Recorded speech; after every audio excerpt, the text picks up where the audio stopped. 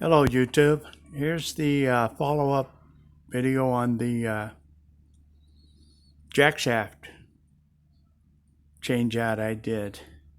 I'll try to explain what I did and how I did it. It's a pretty simple process. It's a piece of cake. Most guys should be able to pull it off. I started out with a 10-inch jack shaft. You can probably buy an 8-inch, but I cut this down to exactly 6 inches. And on your cut end here, file it smooth and slightly chamfer this little edge right here. You don't want any jagged, rough edges. And of course, the 5/8 bearings, 5/8 by 1 3/8. I took the rubber seal off and repacked them with high temp, high pressure, good quality bearing grease. Okay, and then what we've got here is I've got 2 lock collars on here. You could probably get away with one, but I had an extra one and I put it on there anyway. And these are Loctited in. But anyway, this is this side. We'll go around to the business end here in a second. But now these particular lock collars don't have keys. You can buy some that are keyed for a key, but this one doesn't. These two don't. All right, let's go around to the other side and we'll see about the sprockets. All right, here we go.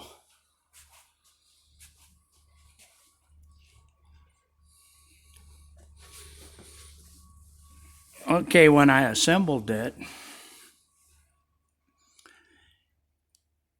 I got the shaft in where it's supposed to go, and I mocked up my sprockets and just used a Sharpie and made a line on the shaft where I needed it to go so that I knew approximately where it was.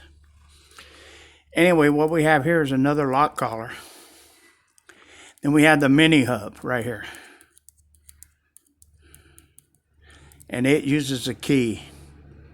Now the total, I only use 2 keys in this because the only key units are this mini hub and the inner sprocket.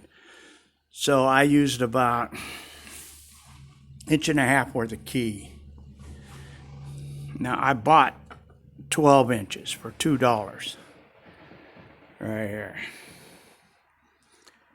And that's enough key stock to last me probably the rest of my life. But anyway, for $2, when they're shipping it, it's worth it. Buy a foot. And you never have to worry about having a key, 3/16 key. Anyway, this is the cut-off end of the shaft. And that sprocket there is the original 41 that I bought, because I was going to run the 41 in here and run a 41 chain. But I decided to buy this inner sprocket from Staten.com. It's a 415, and go with my 415 chain. That's what most of you guys will want to do, because you've got a 415 chain here. All right. Now this sprocket is 36 tooth. And it just bolts up to this mini hub. So anytime you want to change this out, it's 3 bolts. Pop a new sprocket on it. Say you want to go 38. Say you want to go 30. Whatever. This 36 is the stock Phatmoto. But anyway, cut your key. It's about 3/4 of an inch. And now on the inside, let me get a better shot of that inside sprocket. There it is.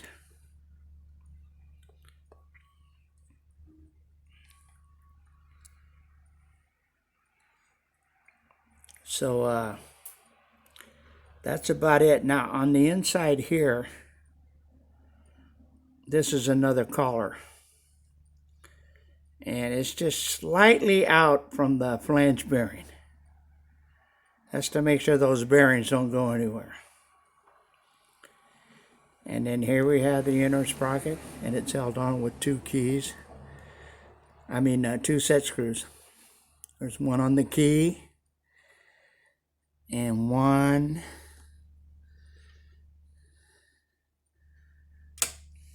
on the shaft.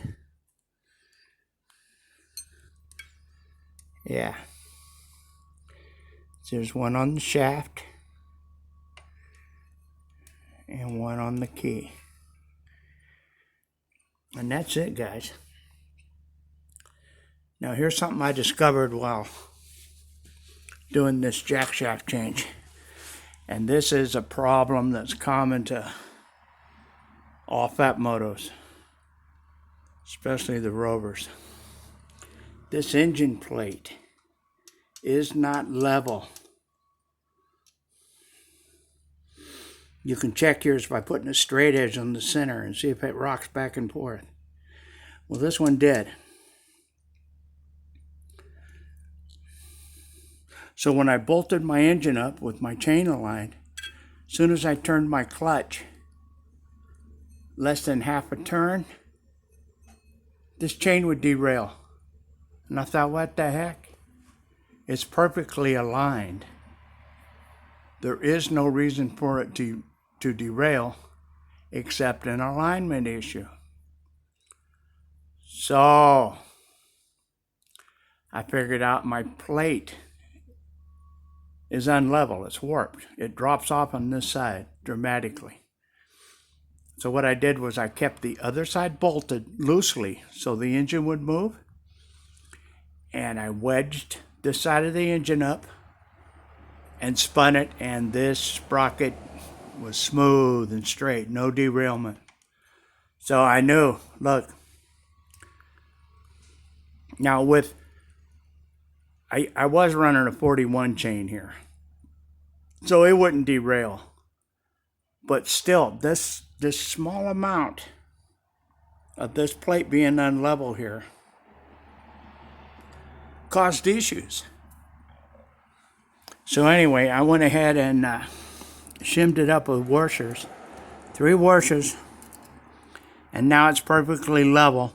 And as soon as I did it and bolted it down, this chain is smooth. It's straight, no derailment, no nothing. And why the 35 chain derailed is because it's so small. The bigger chain has more side give. It might not derail, but it's not good. It'll wear the sprocket out. It's not good.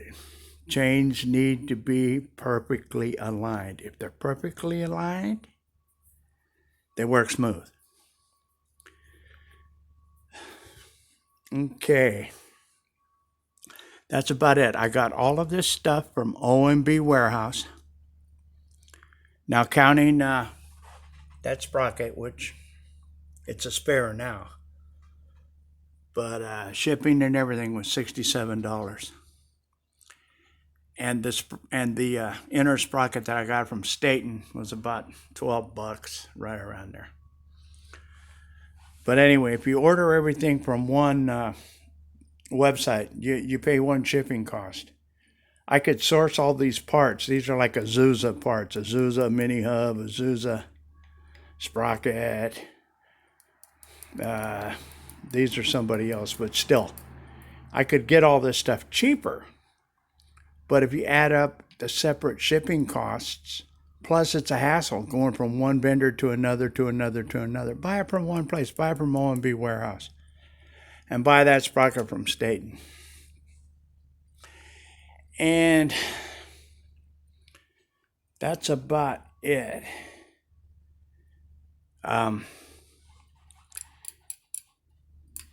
If these set screws work, oh yeah, and blue Loctite these set screws in. And another thing, put your Loctite on, tighten it down,